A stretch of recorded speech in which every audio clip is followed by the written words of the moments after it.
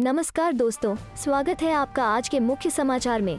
सबसे पहली बड़ी खबर में आपको बताएंगे, लखीमपुर मामले में न्याय के लिए स्वतंत्र जांच जरूरी, प्रियंका गांधी। इसी के साथ दूसरी बड़ी खबर में जिक्र होगा कि लखीमपुर खीरी हिंसा की सीबीआई जांच से सुप्रीम कोर्ट का इनकार, कहा सीबीआई हर समस्या का समाधान नहीं। तीसरी बड़ी खबर में आपको बताएंगे कि बीजेपी नेताओं की भाषा सुनकर लगता है तालिबान से संबंध है, राकेश टिकैत। दोस्तों, हर एक खबर की गहराई में आपको ले जाएंगे, लेकिन दोस्तों खबर में आगे बढ़ने से पहले अगर आपको भी ऐसा लगता है कि 5 राज्यों के चुनाव में महंगाई का असर पड़ेगा और भाजपा का सुपड़ा साफ होगा, तो आप अभी इस वीडियो को लाइक कीजिए और इस लाल बटन को दबाकर चैनल को सब्सक्राइब करके घंटी बजाइए और कमेंट में लिखिए जय हिंद। चलते हैं पहले खबर की तरफ। लखीमपुर मामले में न्याय के लिए स्वतंत्र जाँच जरूरी, प्रियंका गांधी। जी हाँ दोस्तों, कांग्रेस महासचिव प्रियंका गांधी वाड्रा ने लखीमपुर खीरी हिंसा मामले में उत्तर प्रदेश पुलिस की जांच पर उच्चतम न्यायालय द्वारा असंतोष प्रकट किए जाने के बाद सोमवार को कहा कि सर्वोच्च अदालत की टिप्पणी से साफ है कि न्याय के लिए स्वतंत्र जांच जरूरी है। उन्होंने ट्वीट किया, लखीमपुर नरसंहार मामले में स्पष्ट है कि ऊपर सरकार किसानों को कुचलने वालों के साथ खड़ी है। किसानों को कुचलने के मुख्य आरोपी के पिता, गृह राज्य मंत्री, को नरेंद्र मोदी जी का संरक्षण प्राप्त है। प्रियंका गांधी ने जोर देकर कहा, माननीय उच्चतम न्यायालय की टिप्पणी से साफ है कि न्याय के लिए स्वतंत्र जांच होनी जरूरी है।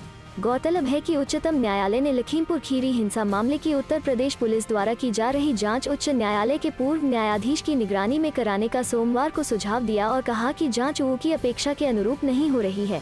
लखीमपुर में 3 अक्टूबर किसानों के प्रदर्शन के दौरान भड़की हिंसा में 4 किसानों सहित 8 लोगों की मौत हो गई थी। प्रधान न्यायाधीश एन वी रमन, न्यायमूर्ति सूर्यकांत और न्यायमूर्ति हेमा कोहली की पीठ ने उत्तर प्रदेश सरकार की ओर से पेश हुए वरिष्ठ अधिवक्ता हरीश साल्वे और गरिमा प्रसाद को शुक्रवार तक मामले पर जवाब दाखिल करने का निर्देश दिया। चलते हैं अगली खबर की तरफ। लखीमपुर खीरी हिंसा की सीबीआई जांच से सुप्रीम कोर्ट का इनकार, कहा सीबीआई हर समस्या का समाधान नहीं। जी हाँ दोस्तों, सुप्रीम कोर्ट ने सोमवार को लखीमपुर खीरी हिंसा कांड में कथित रूप से पीट कर मार डाले गए एक मृतक आरोपी के वकील की दलीलों पर विचार करने से इनकार कर दिया, जिसमें मामले की सीबीआई से जांच कराने की मांग की गई थी। मुख्य न्यायाधीश की अध्यक्षता वाली पीठ ने कहा कि सीबीआई हर समस्या का समाधान नहीं है। मुख्य न्यायाधीश एन वी रमन्ना की अध्यक्षता वाली और जस्टिस सूर्यकांत और हेमा कोहली की पीठ ने मृतक आरोपी श्याम सुंदर की विधवा रूबी देवी का प्रतिनिधित्व कर रहे वरिष्ठ अधिवक्ता अरुण भारद्वाज से कहा कि वे चार्जशीट दाखिल होने तक जांच की निगरानी के लिए हाईकोर्ट के एक सेवानिवृत्त न्यायाधीश की सिफारिश करके जांच में निष्पक्षता लाने की कोशिश कर रहे हैं। पीठ ने जोर दिया कि वो राज्य के बाहर के एक सेवानिवृत्त हाईकोर्ट जज को नियुक्त करने के इच्छुक हैं। पीठ ने कहा, हम एकत्र किए गए सबूतों की रक्षा करना चाहते हैं।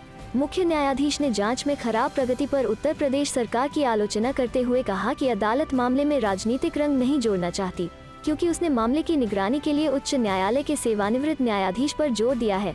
इस दौरान याचिकाकर्ता के वकील भारद्वाज ने कहा, मुझे सीबीआई चाहिए।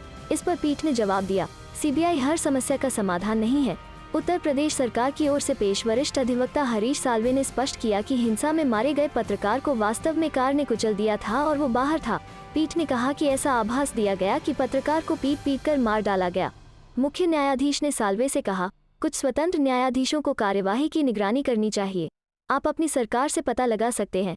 सुनवाई के दौरान याचिकाकर्ता के वकील भारद्वाज ने सुंदर की हत्या से पहले की तस्वीर और बुलेट प्रूफ जैकेट पहने पुलिसकर्मियों और AK-47 राइफलें भी दिखाईं। पीठ ने उनसे लगातार स्क्रीन पर तस्वीर नहीं दिखाने को कहा और कहा कि इसीलिए हम एक स्वतंत्र न्यायाधीश द्वारा निगरानी का प्रस्ताव कर रहे हैं। इसमें आगे कहा गया कि अगर राज्य सरकार एक स्वतंत्र न्यायाधीश द्वारा निगरानी के लिए सहमत होती है, तो वो उसके सामने सामग्री जमा कर सकती है। वहीं मृतक आरोपी श्याम सुंदर की विधवा की ओर से पेश हुए वकील अरुण भारद्वाज ने कहा कि उन्होंने 15 दिन पहले उत्तर प्रदेश के अतिरिक्त महाधिवक्ता को सारी तस्वीरें भेजी थी, लेकिन अब तक कुछ नहीं किया गया है। साल्वे ने कहा कि अगर इस स्तर पर सीबीआई को लाया जाता है तो एक अलग समस्या होगी। चलते हैं अगली खबर की तरफ। बीजेपी नेताओं की भाषा सुनकर लगता है तालिबान से संबंध है, राकेश टिकैत।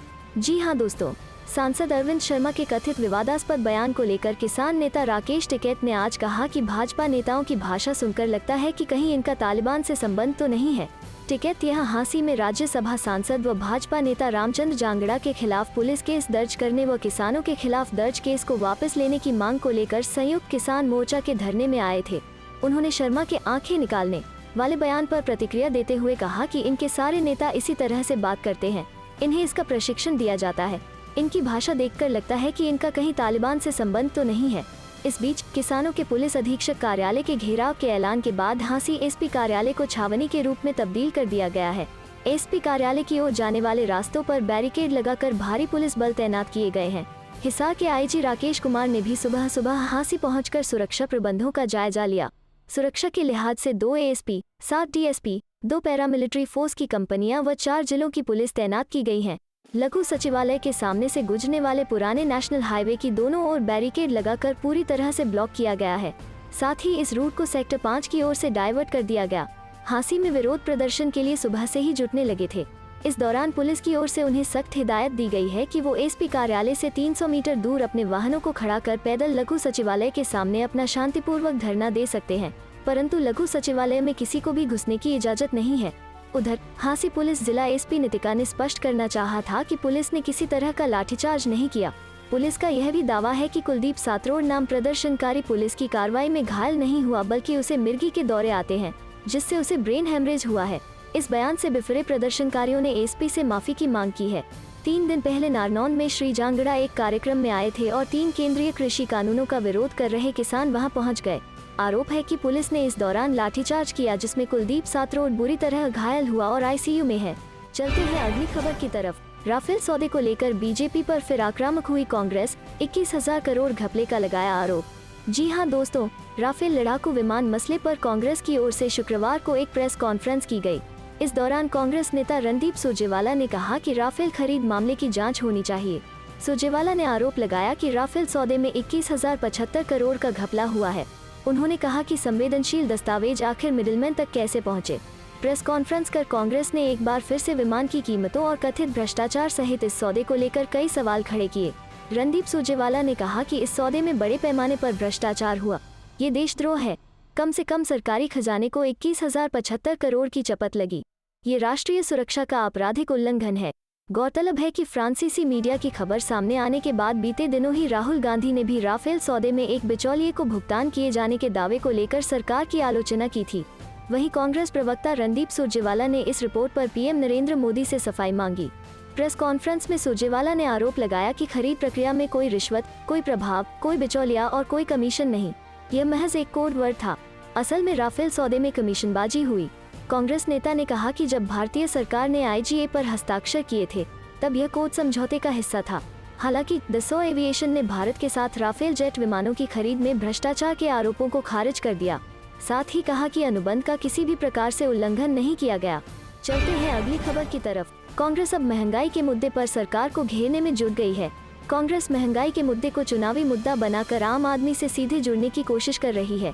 जी हां दोस्तों, त्योहारी सीजन में महंगाई से त्रस्त आम आदमी की परेशानी को भांपते ही कांग्रेस ने चुनावी रणनीति बदल दी है। लगातार सॉफ्ट हिंदुत्व के मुद्दे पर भाजपा को फॉलो कर साधु संतों के आशीर्वाद, मंदिरों में पूजा अर्चना कर भाजपा की रणनीति पर पलटवार में जुटी कांग्रेस अब महंगाई को चुनावी मुद्दा बना रही है। कांग्रेस ने देश में डीजल, पेट्रोल, रसोई गैस की बढ़ती कीमतों के विरोध में प्रदेश भर में पेट्रोल पंपों पर धरना प्रदर्शन भी किया। देहरादून में पेट्रोल पंप के बाहर धरना दे रहे पूर्व सीएम हरीश रावत प्रदेश सरकार पर जमकर बरसे। उन्होंने कहा कि पेट्रोल डीजल के दाम बढ़ाकर सरकार ने पहले लूटा और फिर लूटे हुए धन को लोगों में बांट दिया। कहा कि इस बार आगामी विधानसभा चुनाव में उत्तराखंड में भाजपा का सुपड़ा साफ हो जाएगा। हरीश रावत ने सिलेंडर सिर पर उठाकर भी प्रदर्शन किया। साफ है कि अब महंगाई का मुद्दा बड़ा सियासी मुद्दा बनता जा रहा है। जब से उत्तराखंड में विधानसभा चुनाव की आहट हुई है, तब से इस बार कांग्रेस सॉफ्ट हिंदुत्व के मुद्दे पर भाजपा को घेरने में जुटी है। कांग्रेस भाजपा के कैडर वोट पर ही सीधे वार करना चाहती है, जिसके लिए गणेश अवतार और श्री गणेश का नारा भी बुलंद किया गया। शिवालयों में जलाभिषेक से लेकर साधु संतों का कांग्रेस आशीर्वाद लेने में जुटी है। इस बीच उपचुनाव के रिजल्ट से कांग्रेस को ये एहसास भी करा दिया कि महंगाई का मुद्दा आम आदमी से जुड़ा मुद्दा है, जिससे चुनाव में सियासी लाभ लिया जा सकता है। हिमाचल सहित राज्यों में हुए उपचुनाव में जिस तरह भाजपा को करारी हार का सामना करना पड़ा, उससे कांग्रेस को चुनाव से पहले नई संजीवनी मिली है। चलते हैं अगली खबर की तरफ। भीम आर्मी चीफ चंद्रशेखर ने किया योगी आदित्यनाथ के खिलाफ चुनाव लड़ने का ऐलान, बोले जीतने नहीं दूंगा। जी हां दोस्तों, उत्तर प्रदेश में 2022 विधानसभा चुनाव को लेकर सरगर्मियां तेज हो गई हैं। राजनीतिक पार्टियों के गठबंधन के साथ साथ नेताओं के इधर से उधर जाने का सिलसिला जारी है। चुनावी यात्राएं निकाली जा रही हैं, तो जनसभाओं के जरिए वोटर्स को अपने पक्ष में करने की कोशिश हो रही है। इस बीच भीम आर्मी चीफ चंद्रशेखर आजाद ने ऐलान करते हुए कहा कि वो मुख्यमंत्री योगी आदित्यनाथ के खिलाफ चुनाव लड़ेंगे। इसके अलावा भीम आर्मी चीफ ने मायावती की बसपा से भी गठबंधन की इच्छा जताई। चंद्रशेखर आजाद ने एक न्यूज चैनल से बात करते हुए कहा, मैंने फैसला किया है कि मैं यूपी में मुख्यमंत्री योगी आदित्यनाथ के खिलाफ चुनाव लड़ूंगा। मैं योगी को जीतने नहीं दूंगा, चाहे कुछ भी हो जाए। मैं बाकी विपक्षी दलों से भी अपील करूंगा कि योगी के खिलाफ मेरा समर्थन करें। चंद्रशेखर ने कहा कि योगी आदित्यनाथ ने पिछले 4.5 साल में जनता को परेशान किया है। भीम आर्मी चीफ ने कहा, मैं चाहता हूं कि हमारा गठबंधन मायावती की बीएसपी के साथ हो। हम नहीं चाहते हैं कि बहुजन वोट बन जाएं। मैंने लोकसभा में कहा था कि मोदी जी के खिलाफ लड़ूंगा, लेकिन तब मेरा दल नहीं था। मुझे पता है कि बहन जी मुझे पसंद नहीं करती। हमें हर हाल में बीजेपी को यूपी में रोकना होगा। यूपी में हमारा पहला चुनाव है। हमारा संगठन मजबूत हो चुका है। 403 विधानसभा पर हमारी बूथ कमेटी तैयार हो चुकी है। हम जनता के मुद्दों पर काम कर रहे हैं। मुझे लगता है कि सिर्फ चुनाव के समय लोगों के बीच जाना राजनीति नहीं होती। मेरे हिसाब से पूरे 5 साल उनकी जिम्मेदारी लेना, जिसने आपको वोट दिया। चलते हैं अगली खबर की तरफ। राफेल डील में नया धमाका। रिपोर्ट में दावा, बिचौलिए को दिए गए 65 करोड़ घूस को भी थी जानकारी। जी हाँ दोस्तों, राफेल सौदे को लेकर फ्रांस की एक ऑनलाइन पत्रिका मीडियापार्ट ने नया दावा किया है।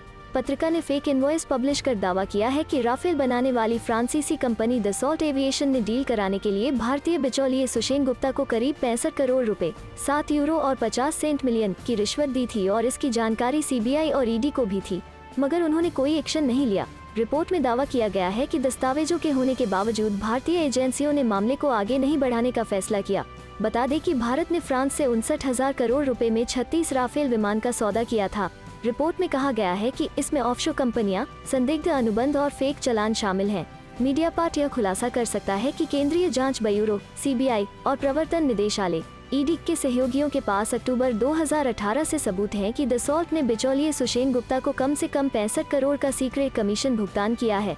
मीडियापार्ट के मुताबिक कथित फेक चालानों ने फ्रांसीसी विमान निर्माता दसॉल्ट एविएशन को भारत के साथ 36 राफेल लड़ाकू विमानों का सौदा सिक्योर करने में मदद करने के लिए गुप्ता को सीक्रेट कमीशन कम से कम 7.5 मिलियन यूरो यानी करीब 65 करोड़ रुपए का भुगतान करने में सक्षम बनाया। हालांकि इन दस्तावेजों के मौजूद होने के बावजूद भारतीय एजेंसियों ने मामले में दिलचस्पी नहीं दिखाई और जांच शुरू नहीं की। 5 महीने पहले मीडियापार्ट ने बताया था कि राफेल सौदे में संदिग्ध, भ्रष्टाचार और पक्षपात की जांच के लिए एक फ्रांसीसी न्यायाधीश को नियुक्त किया गया था। अप्रैल 2021 की एक रिपोर्ट में ऑनलाइन पत्रिका ने दावा किया कि उसके पास ऐसे दस्तावेज हैं जिसमें दिखाया गया है कि दसॉल्ट और उसके औद्योगिक साझेदार थेल्स ने बिचौलिए गुप्ता को राफेल डील के संबंध में सीक्रेट कमीशन में कई मिलियन यूरो का भुगतान किया था। चलते हैं अगली खबर की तरफ। लखीमपुर खीरी केस की जांच पर सुप्रीम कोर्ट नाराज, केंद्र को नोटिस जारी। अगली सुनवाई 6 दिसंबर को। जी हां दोस्तों, आज लखीमपुर खीरी हिंसा की सुप्रीम कोर्ट में सुनवाई हुई। सुप्रीम कोर्ट में 3 सदस्यीय जजों की बेंच ने जांच रिपोर्ट से नाराजगी जताई है।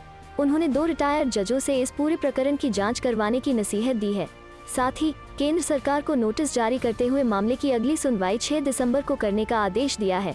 सोमवार को हुई इस सुनवाई में सुप्रीम कोर्ट ने एक बार फिर लखीमपुर खीरी के तिकुनिया चौराहे पर हुई हिंसा को लेकर हो रही जांच से असंतुष्टि जताई है। इस हिंसा में 8 लोगों की मौत हो गई थी। गौरतलब है कि पिछली सुनवाई के दौरान भी सुप्रीम कोर्ट ने यूपी सरकार को फटकार लगाई थी। सुप्रीम कोर्ट ने इस मामले में यूपी सरकार के रवैये पर सवाल भी उठाए थे। सुप्रीम कोर्ट ने यूपी सरकार को फटकार लगाते हुए कहा था कि केस दर्ज होने के बाद भी पुलिस आशीष मिश्रा क्यों नहीं गिरफ्तार किया। यूपी सरकार के वकील हरीश साल्वे ने कोर्ट को बताया है कि पिछली बार कुछ नए लोगों ने केस में दखल दिया और एसआईटी को अपने मामले में कार्रवाई न होने की बात कही। वहीं जब हमने उनको बयान के लिए बुलाया तो आरोपियों के पक्ष में सबूत देने लगे, इसलिए उन्हें रिकॉर्ड नहीं किया गया है। बता दें 3 अक्टूबर को लखीमपुर खीरी में प्रदर्शन के दौरान किसानों पर गाड़ी चढ़ा दी गई थी, जिससे 4 किसानों की मौत हो गई थी। इसके बाद इलाके में हिंसा भड़क गई और एक पत्रकार समेत 4 लोगों की जान चली गई। किसान संगठनों का आरोप था कि जिस गाड़ी से किसानों को कुचला गया उस गाड़ी में केंद्रीय गृह राज्य मंत्री अजय मिश्रा के बेटे आशीष मिश्रा भी थे। इस मामले के बाद क्राइम ब्रांच ने आशीष मिश्रा के पूछताछ के लिए बुलाया तो वो नहीं आए। उसके एक दिन बाद वो पूछताछ के लिए हाजिर हुए।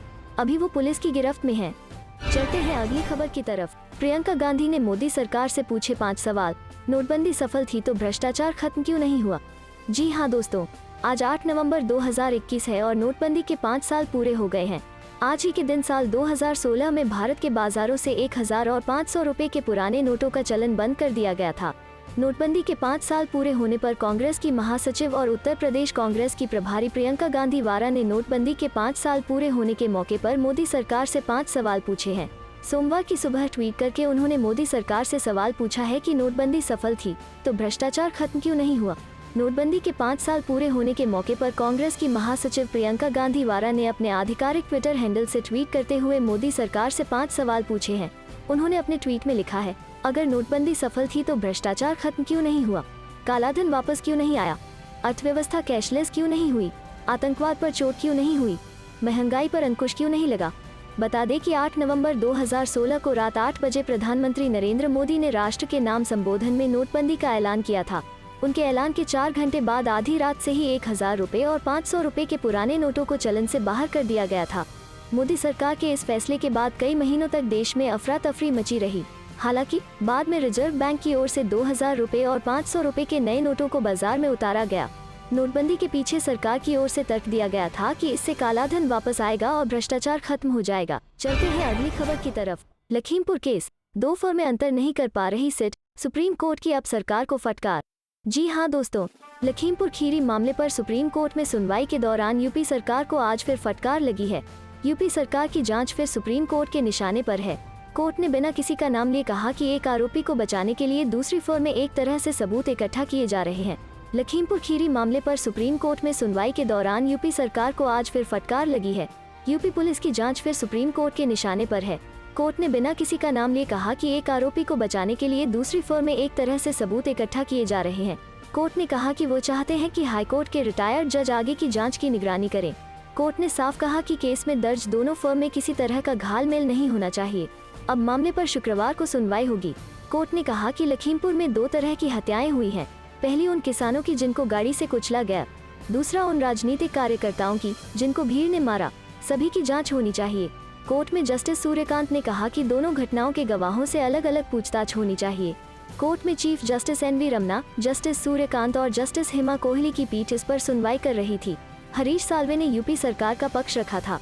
कोर्ट ने मामले में गठित सिट पर भी सवाल उठाए। कहा कि सिट जो इस मामले की जांच कर रही है वो दोनों फर्म के बीच अंतर नहीं कर पा रही है। कोर्ट ने कहा कि हम इस मामले में हाई कोर्ट के रिटायर्ड जज को नियुक्त करना चाहते हैं ताकि दोनों फर्म के बीच अंतर हो पाए। कोर्ट ने पंजाब हाई कोर्ट के पूर्व जज रंजीत सिंह और राकेश कुमार का नाम सुझाया। इस पर अपना मत देने के लिए यूपी सरकार की तरफ से पेश हरीश साल्वे ने वक्त मांगा। अब शुक्रवार को अगली सुनवाई होगी। चलते हैं अगली खबर की तरफ। अखिलेश का तीखा वार, ईंधन की कीमतों को कम करने के लिए बीजेपी सरकार को हटाना जरूरी। जी हां दोस्तों, समाजवादी पार्टी प्रमुख अखिलेश यादव ने कहा है कि हाल के उपचुनावों में भाजपा की हार के कारण ईंधन की कीमतों में गिरावट आई है और उत्तर प्रदेश में 2022 के विधानसभा चुनावों में उनकी हार से अन्य वस्तुओं की कीमतों में और गिरावट आएगी। अखिलेश ने ईंधन की बढ़ती कीमतों, कोविड के घोर कुप्रबंधन और किसानों की उपेक्षा के लिए सत्तारूढ़ भाजपा पर निशाना साधा। उन्होंने 2017 के विधानसभा चुनावों के लिए अपने संकल्प पत्र, घोषणा पत्र में छात्रों को लैपटॉप, मुफ्त डेटा और टैबलेट वितरित करने में विफलता के लिए राज्य में भाजपा सरकार की आलोचना की। उन्होंने कहा कि सरकार पिछले 4.5 साल में छात्रों को भूल गई और अब घोषणा की है कि छात्रों को टैबलेट वितरित किए जाएंगे। अखिलेश ने कहा कि मुख्यमंत्री को लैपटॉप चलाना नहीं आता है, इसलिए उन्हें छात्रों के लिए इसके महत्व के बारे में पता नहीं था और उन्हें बांटने के बारे में कभी नहीं सोचा। इसके बजाय उन्होंने अपने पूरे शासन में बुलडोजर का उपयोग करने की बात की। उन्होंने कहा, हम समाजवादी लैपटॉप चला सकते हैं और जरूरत पड़ने पर बुलडोजर भी चला सकते हैं। उन्होंने कहा कि मुख्यमंत्री LPG सिलेंडर का नाम या रंग बदल सकते हैं, लेकिन इसकी बढ़ती कीमतों को कम करने के लिए कुछ नहीं किया जा रहा है। चलते हैं अगली खबर की तरफ। राहुल गांधी का बीजेपी सरकार पर निशाना, कहा UAPA के जरिए सच को दबाने को कोशिश हो रही है। जी हां दोस्तों, बीते दिनों त्रिपुरा पुलिस ने पत्रकारों और वकीलों समेत 102 लोगों के सोशल मीडिया अकाउंट के खिलाफ केस दर्ज किया है। इन सभी लोगों पर UAPA एक्ट लगाया है। पुलिस की इस कार्रवाई पर कांग्रेस नेता राहुल गांधी ने बीजेपी सरकार पर निशाना साधा है। उन्होंने कहा कि UAPA के जरिए सच को दबाने को कोशिश हो रही है। राहुल गांधी ने ट्वीट कर कहा, त्रिपुरा #त्रिपुरा इज बर्निंग। हिंसक के बारे में बात करना सुधारात्मक कार्रवाई का आह्वान है, लेकिन बीजेपी की पसंदीदा कवर अप रणनीति है कि दूर संदेशवाहक को गोली मार दो। #युवापा से सच को चुप नहीं कराया जा सकता। इससे पहले राहुल गांधी ने कहा था, त्रिपुरा के अंदर हमारे मुस्लिम भाइयों पर क्रूरता हो रही है। हिंदू के नाम पर जो लोग नफरत और हिंसा फैलाने का काम कर रहे हैं वो हिंदू नहीं बल्कि ढोंगी हैं। चलते हैं अगली खबर की तरफ। नोटबंदी के 5 साल पूरे, TMC सांसद ने शेयर किए ममता बनर्जी के वो 5 ट्वीट, केंद्र को फिर घेरा। जी हां दोस्तों, प्रधानमंत्री नरेंद्र मोदी द्वारा नोटबंदी के ऐलान के आज 5 साल पूरे हो चुके हैं। 8 नवंबर 2016 को PM मोदी ने देश में नोटबंदी करने का बड़ा फैसला लिया था, जिसके बाद रातों रात 500 और 1000 के नोट चलन से बाहर कर दिए गए थे। तब से लेकर अब तक विपक्ष नोटबंदी के फैसले की आलोचना करता आ रहा है। इस बीच आज यानी सोमवार को भी तृणमूल कांग्रेस के सांसद डेरेक ओब्रायन ने बंगाल की सीएम ममता बनर्जी द्वारा नोटबंदी के ऐलान के बाद किए गए ट्वीट को लेकर मोदी सरकार को घेरने की कोशिश की है। ओब्रायन ने नोटबंदी को लेकर ट्वीट किया, 8 नवंबर 2016 की रात नोटबंदी की घोषणा के कुछ ही घंटों बाद केवल ममता बनर्जी ही पकड़ पाई थी, इससे क्या नुकसान होगा। इसे बेरहम फैसला करार देते हुए 5 ट्वीट किए। 5 साल पहले नोटबंदी के बाद ममता बनर्जी ने ट्वीट किया था कि सरकार इस कठोर फैसले को वापस ले। प्रधानमंत्री ने विदेशों से काला धन लाने का जो वादा किया था उसे पूरा नहीं कर पाए हैं, इसलिए अपनी नाकामी को छिपाने के लिए यह ड्रामा है। यह एक वित्तीय अराजकता है और भारत के आम लोगों पर एक आपदा है। बता दें, सरकार ने 8 नवंबर 2016 को 500 और 1000 रुपए के नोट बंद कर दिए थे। उस वक्त सरकार ने जनता को विकल्प दिया था कि बंद हुए नोटों को अपने बैंकों में जमा कर सकते हैं या उन्हें नए नोटों से बदल सकते हैं, जिसकी वजह से देश भर के बैंकों की ब्रांच के बाहर लोगों की भारी भीड़ देखी गई।